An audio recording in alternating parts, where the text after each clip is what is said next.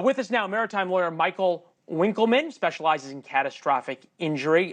Counselor, it's good to see you. Thank you for staying up late. I know you're in London. How is it that you've got so much regulation about driving down the road, okay? You can't go to a ski area without thousands of regulations. You can't do almost anything, but the open ocean, the most inhospitable place on earth, the hardest place in the world to keep humans alive, and literally this thing had never been certified by anybody. It clearly wasn't up to the standards of things that had gone down safely to this depth before. It was known to have a huge number of problems, and still they set sail without even their own ability to self-rescue.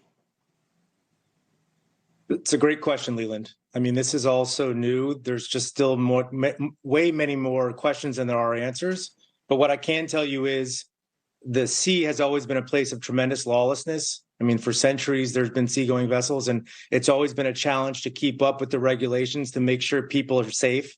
That's a constant challenge, even on cruise ships nowadays, which are the biggest floating vessels in the world. But in those situations, you have independent certification bodies that will come on and make sure things are safe. That was something that was glaringly missing here. There was no independent certification of this vessel. Apparently, there are entities that could have done it and would have done it, but for whatever reason, the OceanGate CEO or the company decided not to do that. I mean, we're all hearing the stories about the tremendous amount of risk and the recklessness that was going on, and now we see the ultimate price that's being paid. Yeah, I also think about, and we had to ask this, and we did over the past couple of days as gingerly as we could, not knowing whether the folks were alive or dead. It turns out that the people died long before the Coast Guard was even notified. But there's an enormous amount of money that is spent trying to find these people. And look, when people get into situations through no fault of their own, by all means, you send the cavalry. But when people willingly put themselves at risk and don't take any of the precautions to keep themselves safe, and then you spend tens of millions of dollars searching for them, I have to think that at some point there has to be some way to even this up. Is there? No. Unfortunately, no. I mean, that's a situation that we deal with all the time in the cruise ship context, which is a significant majority of the work that I do, where someone's rescued at sea by the Coast Guard, or there's an issue where a ship breaks down, things of that nature. It's ultimately the U.S. taxpayer that's footing the bill for that, and there's no recourse for it. So yes, here we have, Leland, literally tens of millions, if not more, in terms of dollars and manpower that are being spent, and there's zero chance of recovery for that.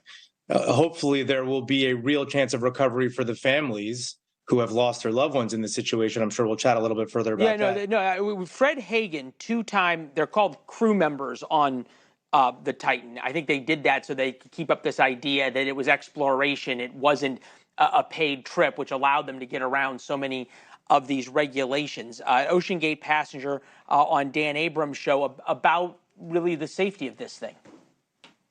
Sure.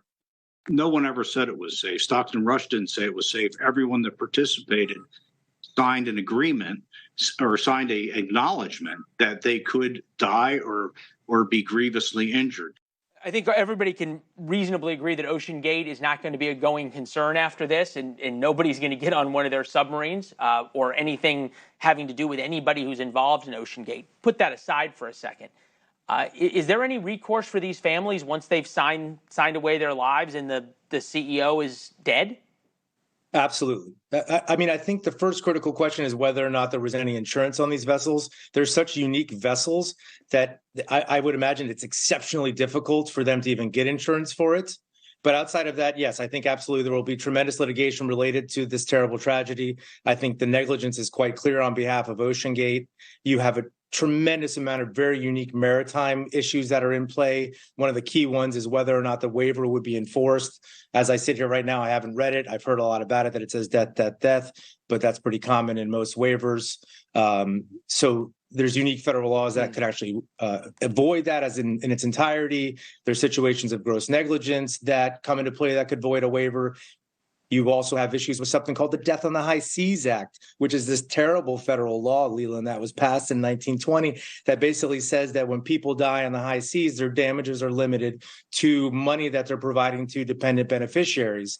So here you have a couple billionaires where that's obviously not an issue, but you deal with that a lot in the context of cruise ship passengers where they get hurt. And let's say it's a grandparent who's not working anymore. They die due to the complete negligence of the cruise line. Cruise line gets off under the Death in the High Seas Act that limits their damages to the value of their funeral expenses. Wow. This is something that Congress needs to get to, but I won't belabor that point too much further. I need to change it. All right. Well, it seems like there's a lot that needs to change. Michael, we appreciate you staying up, your expertise on all of this as well. Thank you. We'll talk soon. And obviously, the litigation now is just beginning. The bell on that just rang. We'll talk to you soon. Coming up. Thank you, Lee. China